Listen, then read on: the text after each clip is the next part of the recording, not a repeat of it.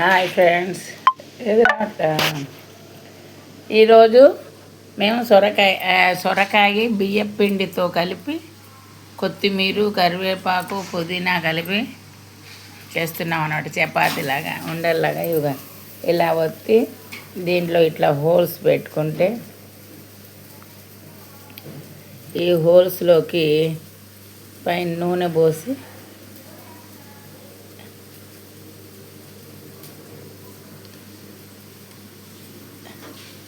ఇదిగా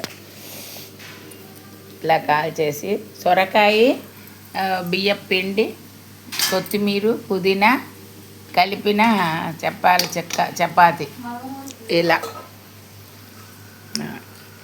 ఇట్లా చేస్తే చాలా బాగుంటుంది. అందరూ కూడా సొరకాయ వేస్ట్ అవుతుందని కాకుండా ఇంకా నీళ్లు కలిపే పని ఉండదు.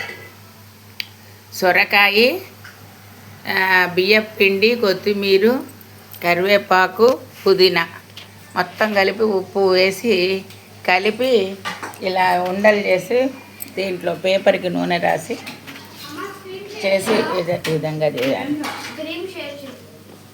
వీటిల్లో నూనె పోసి కాల్స్తే చాలా బాగుంటాయి టేస్ట్కి. ఇంకా నీళ్లు పోస్తే పని లేకుండా సొరకాయ రొట్టె అంటారు. బియ్యపు రొట్టె, సొరకాయ బియ్యం పిండితో రొట్టె చాలా బాగుంది. అందరూ చేసుకోండి ఫ్రెండ్స్, ఈ విధంగా చేసుకోండి.